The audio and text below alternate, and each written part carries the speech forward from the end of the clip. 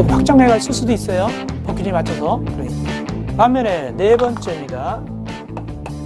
지하층 바다 면적 계산할 때 용적률 계산 그 의미가 무엇인가? 2분의 1이 제일 잘 나오니까 지하층 이해할 때 일단 그림 그려서 설명을 드리겠습니다.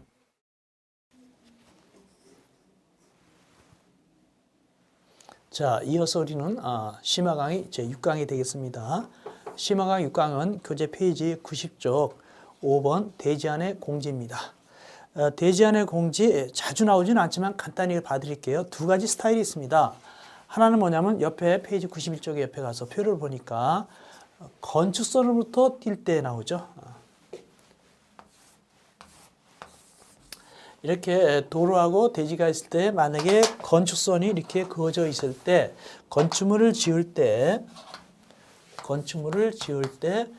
이만큼 뛰라. 이렇게 여유 있게 뛰라. 이 건축선으로부터 여유 있게 뛰라. 이게 바로 건축선으로부터 건축물까지의 뛰어야 하는 거리가 되겠고, 또 하나는 뭐냐? 92쪽입니다. 92쪽 보면 또 표가 있죠. 뭐냐? 또 하나는 뭐냐면 이겁니다. 여기 대지가 여기에 갑지가 있고 여기 갑지, 이게 을지가 있다. 이때 혹시 을지에다 건물을 짓는다면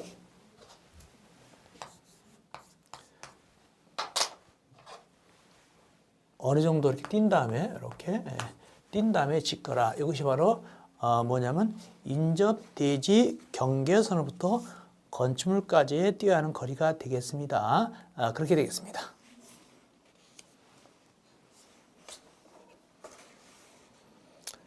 그 다음에 보면 그런데 91쪽, 92쪽 표가 되게 많죠. 내용이 되게 많잖아. 이걸 다 어떻게 외우겠습니까? 우리가 보통 이럴 때는 어디다 기준하냐니까 주로 이제 공동택에다가 기준해서 보시면 되겠습니다. 아직은 안 나왔지만 그래도 혹시 몰라서 공동택은 외워야 되겠습니다. 일단은 91쪽에 이 부분입니다. 건축선으로부터 뛰는 거. 건축선에서 뛰는 겁니다. 이 부분은 어떻게 되냐 하니까 거기 공동택 정도는 우리가 아셔야 되겠는데 91점 밑에 마입니다. 91점 밑에 마 공동택 해놓고 아파트는 2m 이상 6m 이하 뛰는 것이고 연립택은 2m 이상 5m 이하 뛰고 다세대택은 1m 이상 4m 이하 뛰게 돼 있죠. 이렇게 최고가 6m입니다. 그래서 6m 이하의 범위 내에서 6m 이내의 범위 내에서 대통령령으로 정하는 겁니다. 6m 이내, 이건 이제 90쪽 밑에 나오죠. 90쪽 밑에 6m 이내의 범위에서 대통령령으로 정한다. 90쪽 밑에 나오고 이걸 자세히 푸는 것이 91쪽인데 건축선에서 뛰는 것은 거기 아파트, 연립택, 다세대 순으로 앞에는 2, 2, 1, 뒤에는 6, 5, 4가 되겠습니다. 넘어서 봅시다. 92쪽. 역시 여기도 인접 대지 경계에서 뛰는 건데 여기도 역시 우리가 주택 공동택을 위주로 보면은 밑에 마 공동택 가르고 상업적에 건축하는 공동택으로서 스프링클러나 그 밖에 이와 비슷한 자동식 소화 설비를 설치한 공동택은 제외한다 해놓고 아파트, 연립택, 다세대택 해가지고 어떡하냐? 앞에는 2, 1.5, 0.5 뒤에는 6, 5, 4 이렇게 외우면 되겠어요. 654는 똑같죠. 우리가 앞에서도 654였잖아요. 그래서 아파트, 연립택, 다세대 순서로 앞에는 2, 1.5, 0.5 뒤에는 6, 5, 4 이렇게 외우면 되겠네요. 그래서 결론 내리면 아파트는 2m 이상 6m 이하, 연립택은 1.5m 이상 5m 이하, 다세대택은 0.5m 이상 4m 이하가 되겠습니다. 이어서 93쪽 옆에 6번 맞벽 건축과 연결 복도입니다. 첫째, 맞벽이라는 건 맞벽 건축이란 뭐냐? 거기 가르고 대지 경계선으로부터 50cm 이내인 경우를 한다. 벽을 맞벽을 하는데 경계선에서 50cm 이내까지 가까워진 걸 갖다가 맞벽이라고 하는데 그림을 그리면 이렇습니다.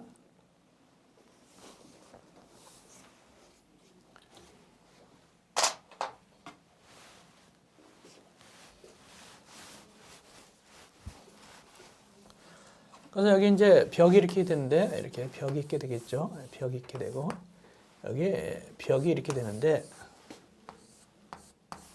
이렇게 벽이 있게 되겠죠. 벽이 건물의 벽입니다. 건물 벽인데 이게 벽인데 이게 이제 인접대의 경계선입니다. 이 경계선. 이럴 때 요게 이 경계선에서 여기 이 벽까지 거리가 50cm 이내일 때, 가깝게 있을 때, 이럴 때 맞배기라고 합니다. 이렇게 맞배기 되겠는데, 근데 이게 어디에서 이렇게 맞배기 가깝게 지을 수 있냐면, 박스 안에 네 군데입니다. 동그라미 1번, 2번, 3번, 4번. 1번 받을까요? 상업지역. 2번, 주거지역. 3번, 허가권자가 도시미관 또는 한옥보전 진흥을 위해서 건축조례를 정하는 지역. 4번에 건축협정구역. 이런 곳에서 맞벽을 지을 수가 있어요. 이렇게 벽을 붙여서 지을 수가 있는데, 이렇게 벽을 붙여서 짓게 되면 50cm 이내입니다. 뭐뭐를 봐주느냐 하니까, 대지안의 공지. 지금 이거 띄는 거, 이런 거 띄는 거. 뛸 수가 없죠. 붙여서 했기 때문에. 대지안의 공지라든가, 또 일조확보 높이 제한, 일조권 높이 제한, 또 민법 242조, 경계선 부근의 건축. 이게 뭐냐면, 이런 겁니다. 민법 242조 보면 관습이 없으면 경계선에서 반 미터 이상 거리를 띄워줘야 된다. 이 규정을 여기서 안 지켜도 괜찮다는 얘기입니다. 관습이 없으면 경계선에서 반 미터 이상 거리를 띄워야 된다. 이것이 민법 242조 규정인데 이 규정을 안 지켜도 괜찮다. 맞배갈 때는 세 가지 안 지키는 겁니다. 첫째, 대지안의 공지, 일조확보 높이 제한, 그 다음에 민법 242조. 뭔데? 경계선 부근에 건축이 되겠죠. 이건 안 지켜도 괜찮다가 되겠습니다. 그 다음에 맞벽 설치 기준. 그럼 이게 벽과 벽이 가까우면 불 날 수가 있잖아요. 불이 잘 붙으니까 튼튼해야 돼. 불이 잘 안 붙어야 돼요. 가까우면 불 나면 붙어버리니까. 그래서 보니까 기역, 주요 구조부가 내화 구조일 것, 니은, 마감 자료가 불연 자료일 것. 그래야 되겠죠. 불이 잘 붙을 수가 있으니까 가까우니까. 이런 걸 해야 된다. 이어서 연결복도입니다. 연결복도할 때도 뭐뭐를 봐주지 않으니까 대지안의 공지, 금방 했던 일조권 확보 높이 제한, 또 금방 했던 경계선 부근의 건축, 요거 세 가지를 적용하지 않을 수 있다. 그러면 연결복도가 뭔데? 94쪽 가서 얘기합시다. 이것이 바로 연결복도가 되겠습니다.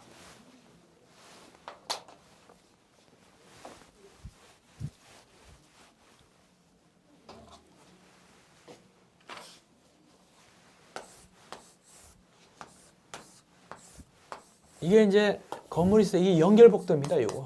요걸 어떻게 해야 될까 하는 것입니다. 요걸 어떻게 해야 될까?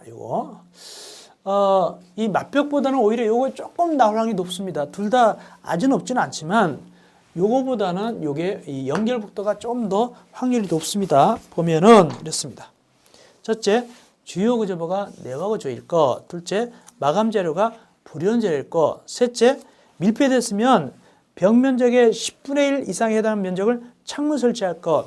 벽 면적의 10분의 1 이상을 요게 벽 면적의 10분의 1 이상을 창문 설치해야 됩니다. 그 10분의 1 꼭 외우시고. 그다음에 네 번째, 너비 및 높이가 각각 5m 이하일 것. 너비도 5m 이하, 높이도 5m 이하야 될 것. 이게 요거 그릴 때 이렇게 그린다면 여기 5m 이하, 여기 5m 이하 이렇게 되는 겁니다. 둘 다 5m 이하여야 된다. 5m 이하여야 된다. 그 뜻입니다. 그 다음에 나머지는 뭐 읽어보시면 되겠습니다. 예를 들어서 뭐 여기 불이 나면 이렇게 옮겨 붙으니까 이렇게 불이 나면 옮겨 붙을 거 아닙니까? 불이 옮겨 붙으니까 여기 막아야 될 거 아닙니까? 막는단 말이죠. 뭐로 막습니까? 거기 이런 말이 나오죠. 거기 건축물과 복도, 통로, 연결 부분에 방화 셔터 또는 방화문을 설치할 것 이런 말이 나오죠. 그런 얘기입니다. 그래서 실질적으로 여러분들이 이 연결복도에서 외울 것은 10분의 1 이상 창문 면적, 그 다음에 너비 높이가 각각 5m 이하 이것이 가장 중요한 내용이 되겠습니다. 제2절 건축물의 대지가 지역지구 또는 구역에 걸치는 경우 이거는 굉장히 중요하다고 그랬고 제가 기본 강의 때 해드렸습니다. 다만 가장 중요한 거 3번 건축물이 방화지구에 걸치는 경우 다시 한번 해드리겠습니다. 건축물이 방화지구에 걸치는 경우이고 다시 한번 해드리겠습니다. 기본 강의할 때 자세히 그림까지 그려드렸지만 또 중요하기 때문에 3번은 다시 한 번 더 그림 그려드릴게요. 건축물이 방화지구에 걸치는 경우를 그림 그려드리겠습니다. 이런 얘기입니다.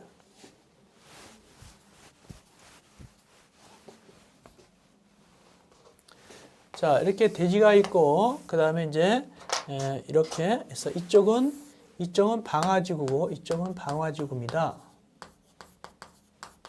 이쪽은 아닌 것이고 이럴 때 건물이 이렇게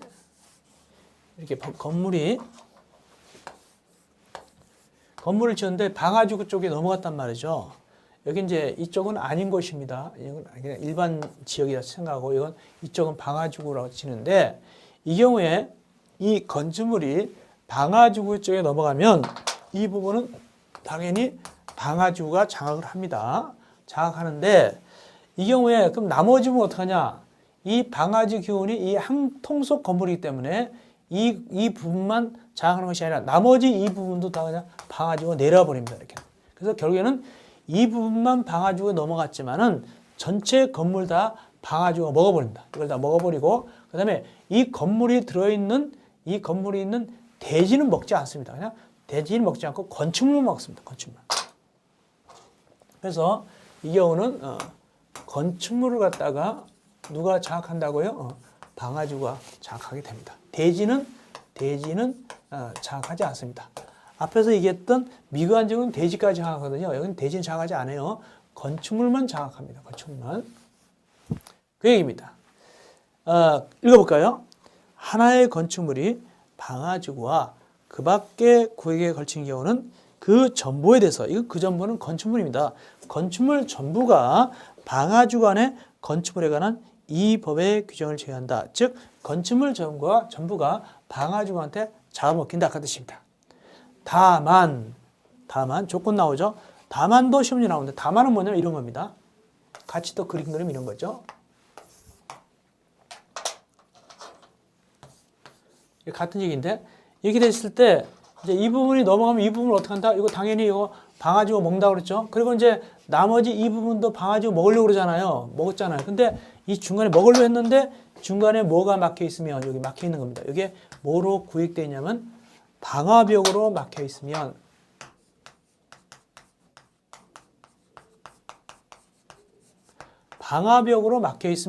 이 부분은 방화지구가 못 내려옵니다. 그냥 이건 옛날대로 그냥 A 이렇게 되는 거예요. 그런 뜻입니다. 여기는 방화지구가 돼 있고 이렇게 뭐로 막혀 있으니까 방화벽. 이거 방화벽 적는 게 시험지에 나온 적이 있어요. 그래서 단서 규정 다시 한번 보시겠습니다. 다만 건축물의 방화지구에 속한 부분과 그 밖의 구역에 속한 부분의 경계가 무엇으로 구획되어 있을 때 방화벽으로 구획된 경우는 그 밖의 구역에 있는 부분에 대해서는 그러하지 아니하다. 이거 중요하죠. 나머지 제가 기본강의 할 때 다 해드렸던 겁니다. 다시 한번 또 방화지구 또 해드리는 거예요. 워낙 중요하기 때문에. 그래서 기본 강의를 꼭 그걸 참조하시면 되겠습니다. 이어서 95쪽 제3절 도로입니다. 도로의 의의와 구분. 도로란 것은 사람도 다니고 자동차도 다닌다 그랬어요. 그래서 거기 보행과 자동차 통행이고 4m 이상이 원칙이다 그랬어요. 물론 이해되어 있지만. 그리고 예정된 도로도 도로고 도로가 되려면 밑에 박스 두 가지 방식이 있다. 하나는 국토법 등 개별법, 또 하나는 거기에 행정기관장들이 어떤 위치를 지정 공고했을 때 이 두 가지가 도로가 되는 것이고 예정도로도 도로다. 이 예정도로 도로는 도시계획시설로 잡힌 도로도 도로다라고 표현되는 경우도 있다 그랬어요. 그런데 원래 4m 이상인데 예외적으로 96쪽 위에입니다. 예외적으로 거기 보니까 있다. 4m 안 되는 경우 있고 4m 넘는 경우가 있다. 이 예외다. 어떤 경우냐? 박스 안에 동그라미 1번 그분들이 지형적 조건으로 인해서 차량 통행을 위한 도로 설치가 곤란하다라고 인정했을 때는 그때는 4m가 아니라 3m 이상도 괜찮다. 다만 길이가 10m 미만인 막다른 도로는 2m 정도 괜찮다. 그런 얘기고 또 하나 동그라미 2번 막다른 도로인데 길이에 따라서 어떻게 되느냐. 막다른 도로입니다. 그림 그려 보겠습니다. 막다른 도로 동그라미 2번. 이렇습니다.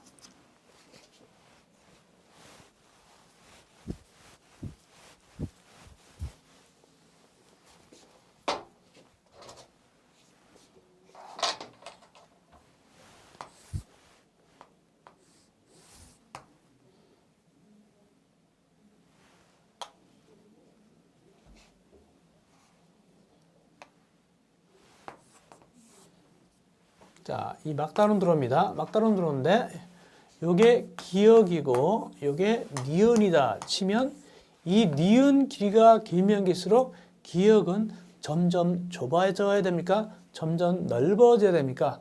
점점 넓어져야 되겠죠. 그래서 이 기역은 세 파트로 나누고 각각 이 니은을 세 파트로 해서 세 개의 파트로 길이가 점점 이게 길이가 길어지고 여기 폭은 기역인데 각각 점점 넓어지는데 2m, 3m, 6m로 넓어집니다. 그리고 여기에 괄호 4m가 되겠죠. 이걸 어떻게 하냐면 2, 3은 6, 2, 3은 6 열고 요거 가로 열고 4 이렇게 하면 되겠습니다.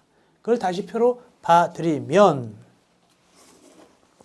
막다른 도로가 10m 미만일 때는 2m 이상, 10m 이상 35m 미만일 때는 3m 이상, 그 다음에 35m 이상일 때는 6m. 다만 도시 지역이 아닌 읍면적은 4m 이상이죠. 그래서 우리가 보통 외울 때는 2, 3은 6 이렇게 외우면 되겠습니다. 2, 3은 6 이렇게 외우면 되겠습니다. 자, 그 다음에 이건 어렵게 나온 적이 있어요. 그래서 이거 어렵게 나온 적이 있습니다. 다음, 도로의 지정, 변경, 폐지.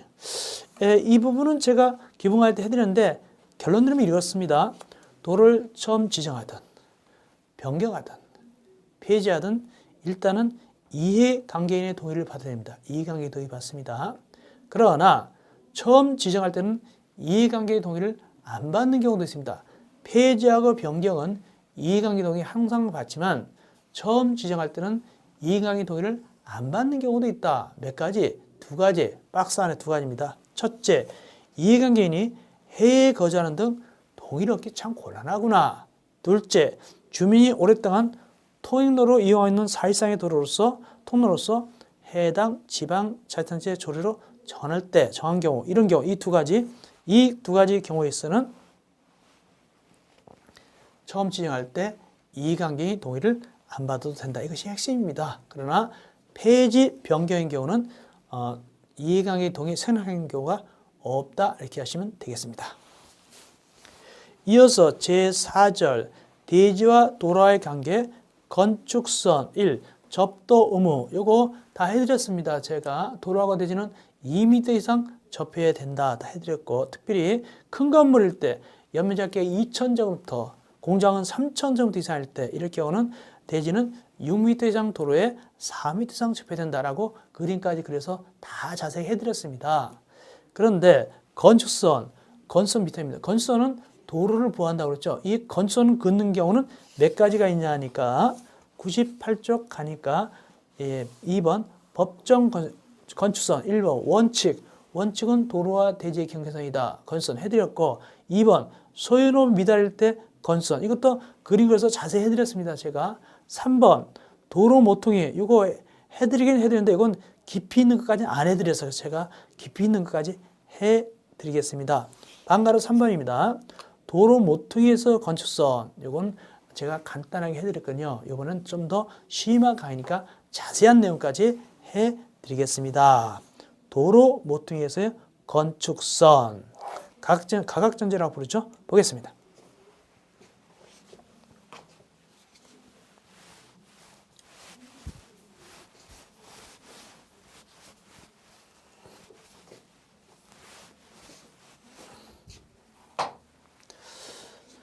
도로 모퉁이 건축선은 그림이 이렇게 된다고 그랬어요. 우리가 기본 강의 할 때 그림 그려드는데 이렇게 됩니다. 그래가지고 건축선을 어떻게 긋게 되냐니까 이렇게 긋게 된다. 이렇게 삐딱하게 긋게 되는 거예요. 그리고 이제 건물은 이 뒤에다 이렇게 짓게 되겠죠. 이렇게 짓게 되죠. 이 경우 삐딱하게 그을 때 이걸 그을 때 그럼 어떡하냐? 이 모퉁이에서 여기까지 거리 이거 점을 찍어야 돼요. 점을. 이 점을 찍는데 여기서 여기까지 거리 여기서부터 거리 이 거리가 몇 미터까지 되냐 경우가 몇 미터짜리 경우가 있냐면 거기 표가 보니까 2미터인 경우도 있고 이것이 2미터인 경우도 있고 3미터인 경우도 있고 4미터인 경우도 있습니다. 그래서 점 찍어가지고 이렇게 그으면 돼요. 그러고 나면 이제 이 부분은 이거 건물 지을 때 대지 면적 계산할 때 어떻게 하느냐 이 부분은 빼버립니다. 뺀다고 그랬어요. 그거 뺀다. 여기까지가 저 기본까지 해드렸고 특별히 또 간단히 이렇게까지 해드렸어요. 그래 놓고 이 이야기를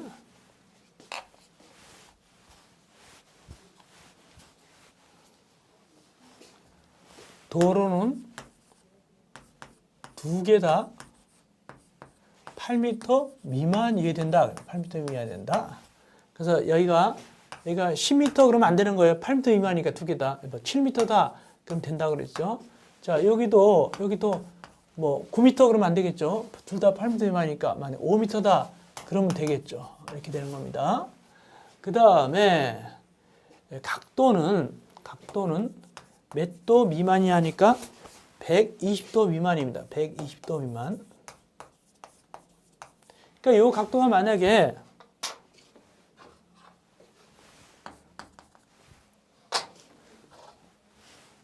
이 각도가 120도 미만인데 만약에 이 각도가 130도다. 이게 각도입니다.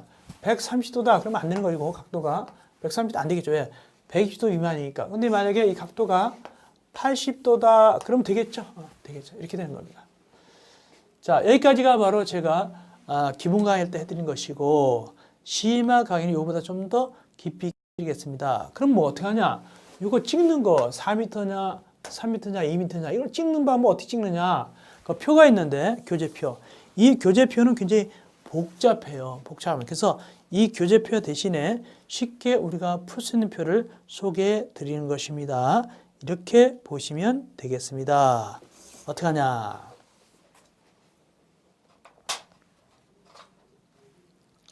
일단은 여기 도로가 8m 미만인데 두 가지 경우가 있습니다. 하나는 4m 이상 6m 미만 경우가 있고 또 하나는 6m 이상 8m 미만인 경우가 있습니다. 이렇게 이럴 때 이걸 우리가 소라 부르고 이걸 대라 부를 때 이거 작고 크니까 소, 대 이렇게 부르고 각도는 말이죠. 두 가지가 있습니다. 90도 미만이 있고 90도 이상에서 120도 미만인 경우가 있습니다. 이럴 때 이 찍는 방법 어떻게 하냐? 이게 7m, 5m 각도가 80도라 보고 어떻게 찍냐 하니까 이 찍는 거는 아직까지 관리사는 나온 적이 없습니다. 그러나 감정평가사는 나온 적이 있습니다. 그래서 설명 들어가는데 이렇습니다. 어떻게 하냐니까 이렇게 여기 대하고 대가 교차할 때 대하고 소가 교차할 때 소하고 소가 교차할 때 이거 얘기합니다. 이거 대는 대고 이거 소는 소 이걸 얘기합니다. 이럴 때 이것만 외우면 됩니다.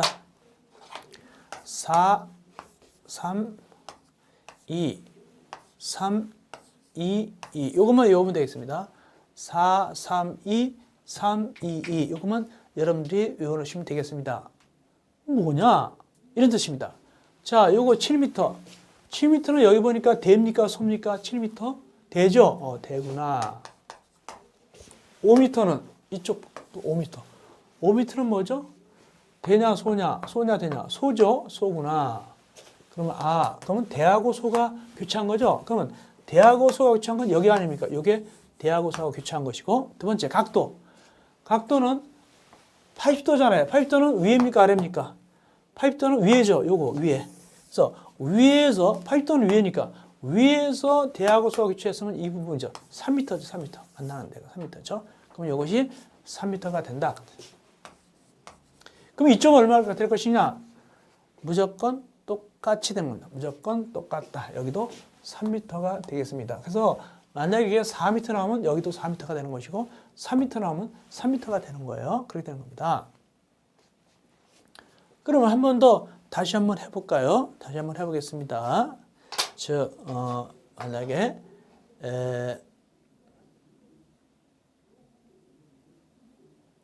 각도가 102도다.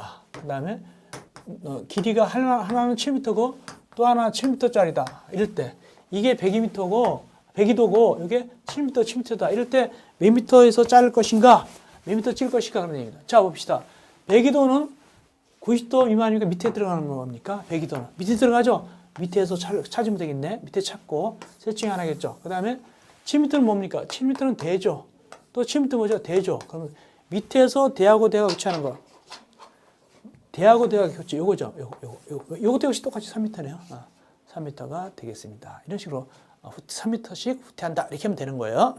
이렇게 하시면 되겠습니다. 그래서 우리 심화 강의가 자세하게 더 어려운 것까지 해드렸습니다. 이어서 98.2입니다. 지정 건축선.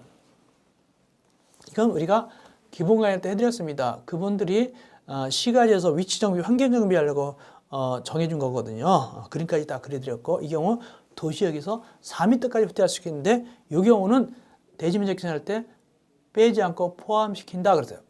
빼지 않고 포함시킨다라고 말씀드렸습니다. 다만 거기 99쪽 제일 위에, 99쪽 제일 위에 별로 중요한 건 아닌데 99쪽 제일 위에 보니까 거기 할 수 있으며 특별자치도의사 또는 시장, 군수, 구청장은 이렇게 나가죠. 그 앞에 특별자치도의사 앞에 특별자치시장을 집어넣으면 되겠습니다. 그래서 이렇게 하면 되겠어요. 그냥 할 수 있으며 특별자치시장, 특별자치도의사 또는 시장, 군수, 구청장은 건축선을 지정하면 지체 없이 이를 고시해야 된다. 이렇게 하시면 되겠습니다. 이어서 건축선에 따른 건축제한. 이건 다 이미 기본 강의 때 해드렸습니다. 그걸 참고로 하시면 되겠습니다. 중요하다고 그랬어요. 특별히 이번에 지표면이 아니라 도로면으로부터 높이가 4.5m 이하입니다.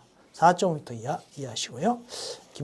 기본 강의를 참고 꼭 하시기 바랍니다. 이어서 100쪽의 제6장 건축물의 구조 및 재료 등입니다. 제1절 구조 내력 기준. 1번 건축물의 구조 안전. 이건 읽어보시고 2번 봅시다.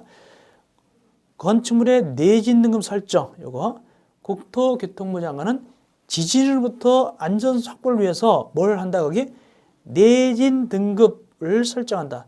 내진 등급. 이거 적어줘 알아야 됩니다. 내진 등급. 내진 등급을 설정해야 된다. 요거 됐고. 그 다음에 기술적 수준 3번. 이건 참고로 그냥 읽어보시면 되겠습니다. 이어서 101쪽 제2절 구조안전. 구조안전 확인 대상. 이거 굉장히 자세하게 해드렸는데 말이죠. 거기 우리 밑에 괄호 2번입니다. 일반적인 구조안전 확인 대상이 있고 넘어가면은 전문 기술자 협력받는 구조안전 확인 대상이 있습니다. 102쪽에 특별히 일반적인 구조안전 확인 대상 보면은 거기 보면은 거기 꼭 외우셔야 됩니다. 1번 층수가 3층 이상일 때 구조안전 하게 되는데 다만 대지가 연약하다 그럴 때는 2층 이상도 구조안전 확인을 해야 됩니다. 일반적으로. 두 번째, 연면적이 500제곱미터 이상입니다. 전에는 1000제곱미터 이상이었는데 지금은 500제곱미터 이상입니다. 다만 창고, 축사 등은 안 해도 괜찮습니다. 세 번째, 높이 13m, 청원 높이 9m, 기둥사이 10m 이상, 그 다음에 기타 국토교통부령으로 정하는 지진구역안의 건축물 등등등 있고 또 거기 특수구조 건축물에서 감옥 및 담옥에 해당하는 거 이런 것들은 다 어떻게 한다? 이 경우는 일반적인 구조안전 확인 대상이 되겠습니다. 특별히 층수 3층, 연면적 500, 높이 13m, 천막 높이 9m, 기둥사이 10m 이런 거 굉장히 중요합니다. 그런데 이건 일반적으로 구조안전 확인하는 것이고 넘어가서 전문 기술자 협력받는 구조안전 확인하는 것이 있습니다. 그것이 뭐냐면 102쪽의 가운데 괄호 2번입니다. 102쪽 가운데 괄호 2번 보니까 건축 구조 기술사 협력받는 겁니다. 도대체 어떤 것일까?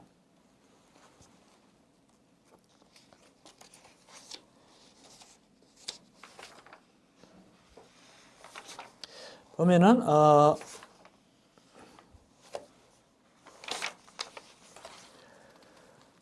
6층 이상인 건축물, 그 다음에 특수구조 건축물, 그 다음에 다중이용 건축물, 그 다음에 준다중이용 건축물, 그 다음에 위 1번에 괄호 1에 6이라고 되어 있는데 이거는 이렇게 하시면 돼요. 거기 동그라미 5번 내용입니다. 동그라미 5번을 이렇게 고치세요. 동그라미 5번은 위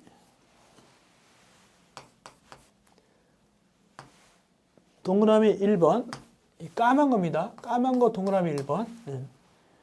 그 다음에 거 괄호 2에 6번. 괄호 2에 6에 해당하는 거. 괄호 2에 6에 해당하는 건축물 중 이제 국토교통부로 정하는 걸 이렇게 하면 됩니다. 그게 뭐냐면 결국에는 101쪽 밑에 6번 얘기하는 겁니다. 101쪽 밑에 6번, 즉 6번 국토교통부령으로 정하는 지진구역 안의 건축물입니다. 국토교통부령으로 정하는 지진구역 안의 건축물을 얘기합니다. 이렇게 그래서 동그라미 5 거기에 준다중이용 건축 밑에를 이렇게 보세요. 위 동그라미 까만 거 1, 큰 거 1에 2에 6번. 이게 바로 이제 지진구역 있죠? 지진구역의 건축물을 얘기하는 겁니다. 이런 경우 모두 몇 가지? 5가지가 건축, 구조, 길사, 협력받는 경우가 되겠습니다. 나머지 경우는 여러분들이 참고적으로 읽어보시면 되겠는데 거기 괄호 4번만 좀 보겠습니다. 괄호 4번. 괄호 3번 하고 괄호 3번하고 괄호 4번만 봐드리겠는데 괄호 3번입니다. 연면적 1만 제곱미터 이상 건축물입니다. 창문을 빼고 연면적 1만 제곱미터 이상인 건축물 또는 에너지를 대량으로 소비하는 건축물로서 국토교통부령을 정하는 건축물에 건축설비를 설치하는 경우에는 국토교통부령이 정하는 바에 따라서 다음에 따른 관계 전문길자 협력을 받는다. 그러니까 전문길자입니다. 관계 전문길자. 어떤 경우일까? 관계 전문길자입니다. 연면적 1만 제곱미터 이상이거나 에너지를 대량 소비하는 건데 어떻게 오냐? 첫째 1번 전기, 승강기 및 피해침은 누구에 협력받냐면 건축전기설비길사 또는 발송배전 길사 협력받고 그 다음에 두 번째 가스, 급수, 배수 등등등 이런 경우 어떻게 되냐 하니까 거기 배수하는 빼버리세요 그냥. 이때는 어떻게 한다? 건축기계 설비길사 또는 공조냉동길사 협력받으시면 되겠습니다. 이어서 괄호 4번입니다. 높이 10m 이상 토지 굴착공사 또는 높이 5m 이상 옹벽공사 등을 수반할 때 이 경우는 굉장히 잘못하면 무너질 수가 있죠. 10m 이상 파거나 5m 이상 옹벽 만들거나 이겁니다. 이럴 때는 굉장히 중요하기 때문에 무너질 수가 있기 때문에 이때는 건축물의 설계자 공사 감의자는 국토교통부령으로 정하는 바에 따라서 토목 분야 길사 또는 국토개발 분야의 지질 및 지반 길사 협력을 받아야 된다. 얼마 이상 할 때? 깊이 10m 이상 토지 굴착 공사 또는 높이 5m 이상 옹벽 공사할 때 받게 되겠습니다. 그런데 하시면 되겠습니다. 예. 자, 그 다음에 나머지 읽어보시고요. 이어서 제3절 103쪽 건축물의 방화 관련 기준이 되겠습니다. 예. 거기 보니까 1번 건축물의 내화 구조와 방화벽 등 다음에 해당할 때는 거기 주요 구조는 내화 구조로 하여야 한다. 예외까지 우리가 알 수는 없고요. 너무 복잡하기 때문에 내화 구조를 해야 되는 거 잠깐 보겠습니다. 거기 보니까 104쪽에 내화 구조를 할 것이 표가 굉장히 복잡하죠. 굉장히 복잡합니다. 이걸 다 외우라고 권할 수는 없고요. 시간 나는 대로 여러분들이 꼭 보셔야 되겠는데 그래도 우리가 그 1번 정도 좀 봐놓겠습니다. 내화 구조로 해야 되는 거 1번 정도 좀 봐보겠습니다. 거기 이종 근린생활시설 중 공연장, 종교집회장 다만 이 경우에 있어서는 해당 용도로 쓰는 발음잡기가 300제곱미터 이상의 경우에 해당한다. 그 다음에 이제 문화매 집회시설 다만 뭘 꼭 봐야 한다? 전시장하고 동식물은 제한다. 우리가 문화 및 스페이스를 나올 때, 이 시설에서 나올 때 전시장, 동식물은 제외 이게 많이 나와요. 뺍니다. 그다음에 종교시설, 위락시설, 또 위락시설 중에서 주점영업, 그다음에 장례식장 용도로 쓰는 건축물로서 관람석 또는 집회실 받음잡기가 200제곱미터 이상인 건축물 5개에 관련해서 1,000제곱미터 할 때, 이럴 때 이런 경우에 있어서는 어떻게 한다고요? 내화 구조를 해야 된다. 무엇을? 주요 구조를 내화 구조로 하게 되겠습니다. 총 몇 가지 경우이죠? 5가지 경우가 있습니다.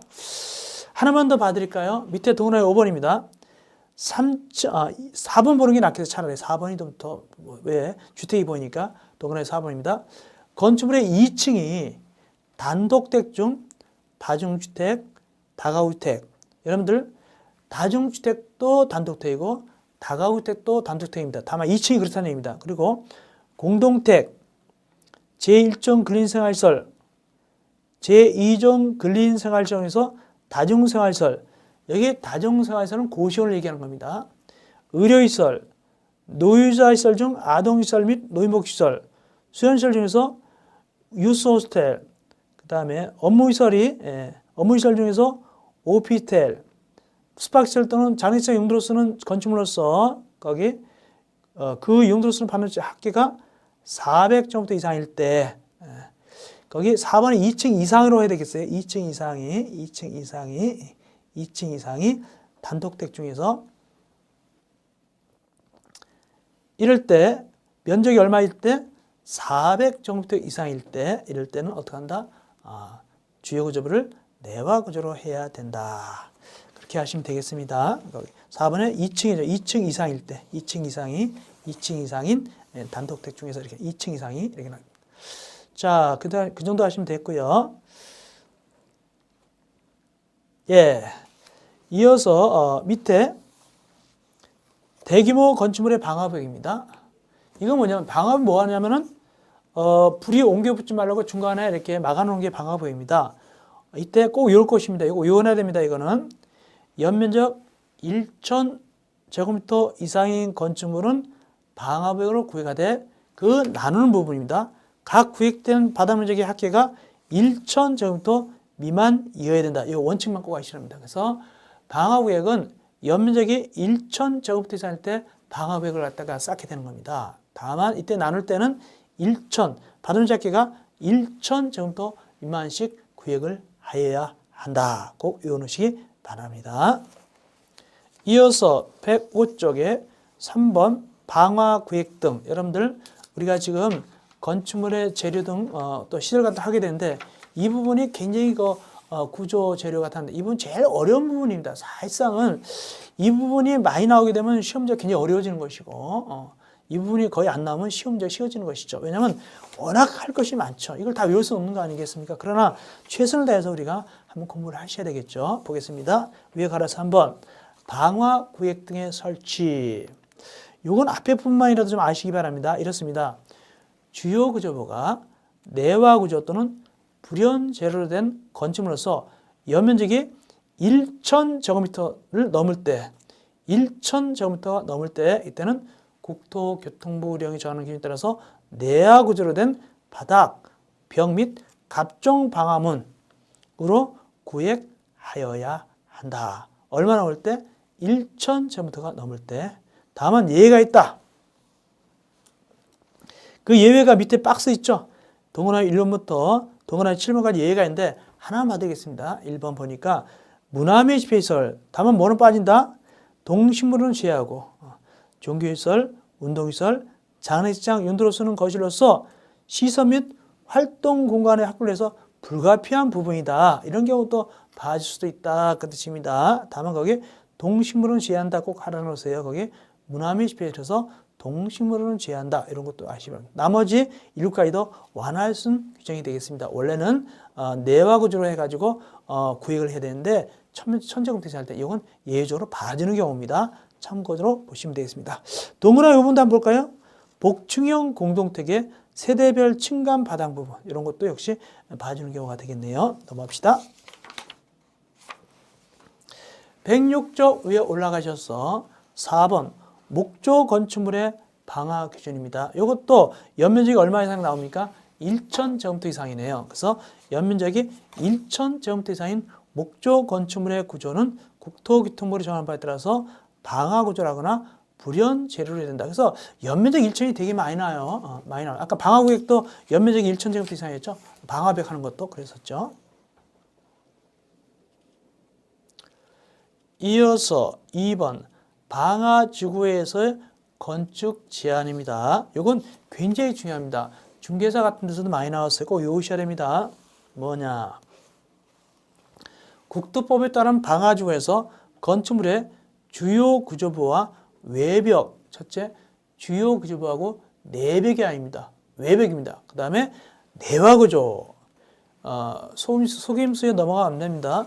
주요 구조부와 외벽, 그 다음에 내화구조로 해야 된다. 다만 박스 안에 두 가지는 예입니다. 참고로 읽어보세요.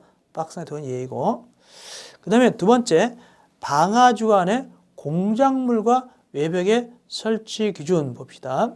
방화지구 안에 공작물로서 간판, 광고탑, 그 밖에 대통령령으로 정하는 공작물 중 건축물 지붕 위에 설치하는 공작물이나 높이 3m 이상 공작물은 주요부를 불연 재료로 해야 된다. 높이 3m 이상일 때 공작물은 주요부를 불연 재료로 해야 됩니다. 그거 기억하시면 되겠네요. 이어서 세 번째, 건축물의 마감 재료.